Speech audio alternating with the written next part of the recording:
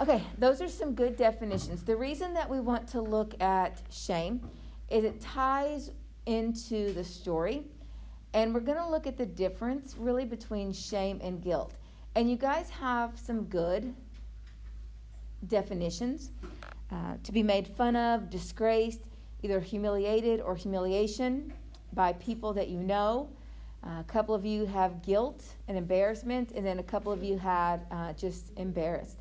So let's look at the actual dictionary definition. All right, the exact definition is the painful feeling arising from the consciousness of something dishonorable. So look at what you said the definition was versus what the dictionary is saying. So you guys said that it was disgraced, that it's to be made fun of, to be humiliated, to be guilty, or to be embarrassed. And the dictionary says that it's a painful feeling that comes from realizing that you have done something dishonorable. Looking at those, what do you think the difference is between what you guys think shame is and what the dictionary says shame actually is? So let's look at the synonyms for shame. Confusion, contempt, guilt, stigma, remorse, and scandal.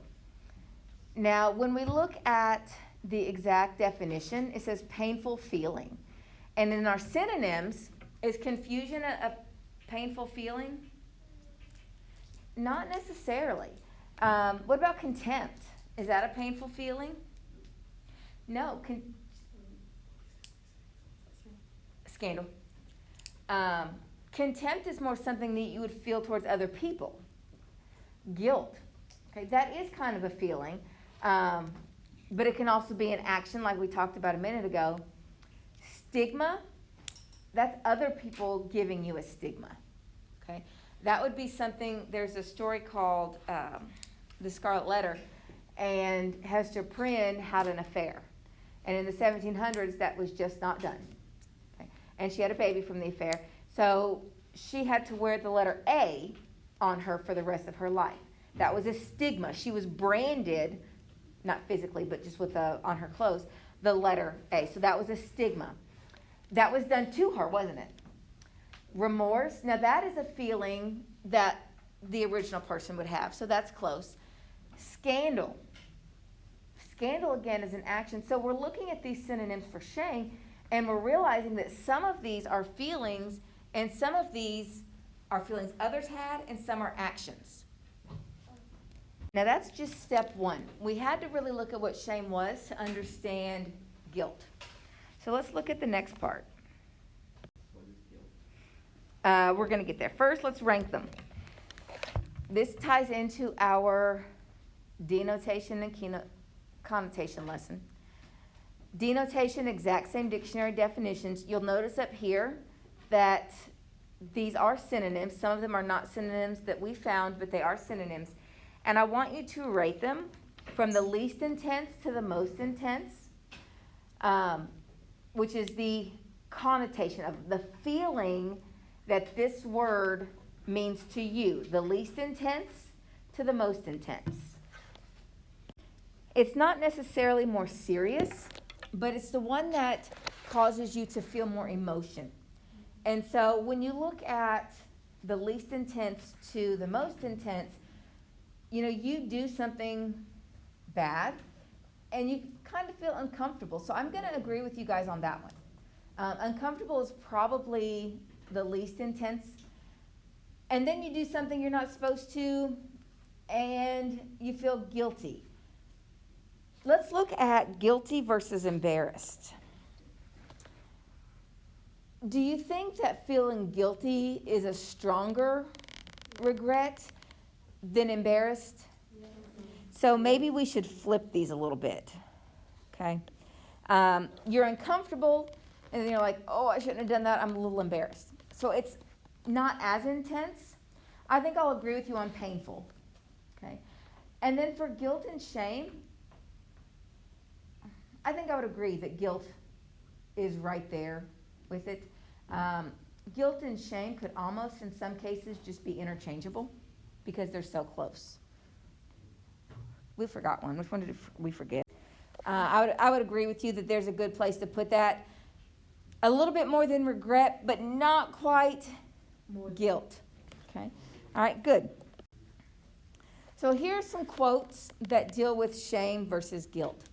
Shame is the warm feeling that washes over us, making us feel small, flawed, and never good enough. And then guilt, my guilt is an ocean for me to drown in.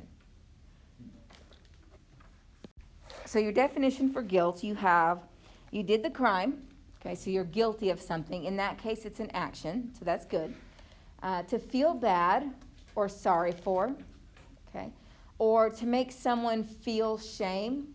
And that's kind of the interesting one when we look at these two quotes.